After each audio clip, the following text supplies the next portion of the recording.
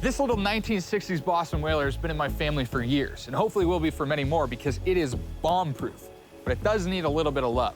We haven't been able to drive it at night since the bow lights went, so today I'm finally getting around to replacing these broken old nav lights with some nice new LEDs. And while I'm at it, I'll upgrade the anchor light to LED as well and replace the switches since the old ones are fried.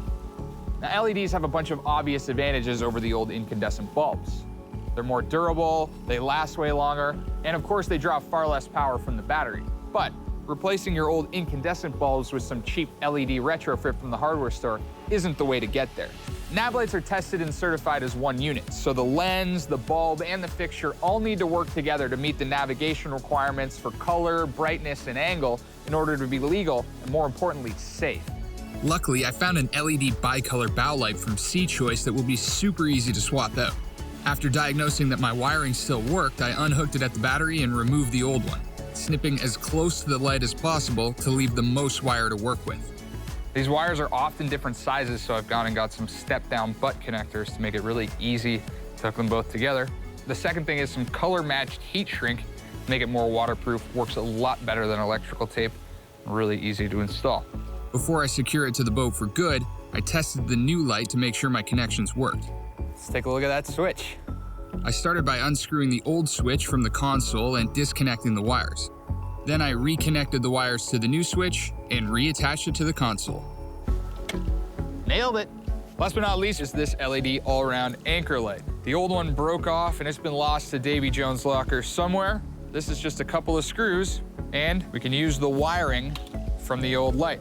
Then I slid on a colored shrink wrap and crimped on a step-down butt connector to both wires, drilling holes for the 4 countersunk screws and using some marine-grade sealant to waterproof the holes. Then I finished connecting the wires, heat shrunk the wraps, and wrapped it all in some corrugated wire loom tubing. On a roll, I decided to tackle another electrical installation on my whaler and install a USB terminal that I can use to charge my phone or power accessories. If it's just the USB you need, this dual USB receptacle is perfect for your application. But if you're planning on running any other graphs or other kinds of accessories, you may want one like this one with the USB and the 12 volt. You can connect right to the battery, but you'll want to put in a 10 to 15 amp inline fuse. The C-Link receptacle is water resistant, but I still wanted to find a place that's not going to get too wet. I had a great spot on my console with no wires or hoses behind it, so luckily I didn't have to drill into fiberglass. I used some 14-gauge marine-grade bilge pump wire I found in my garage, measuring enough to run from the battery to the receptacle with a little extra to play.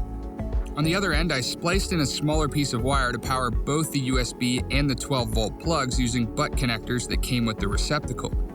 Then I fed the wire through the steering console, slid on the black threaded rings, fished it through the holes I drilled earlier, and connected it to the receptacle, tightening from the back and fastening the front with the screws included. Back at the battery, I connected the positive side to the 15 amp inline fuse and the negative side to the direct connect terminal. Right away, the LED indicator on the USB lit up, letting me know that the connection worked. Simple as that. Another super easy install. All we need now is a cell phone mount and a Bluetooth stereo system.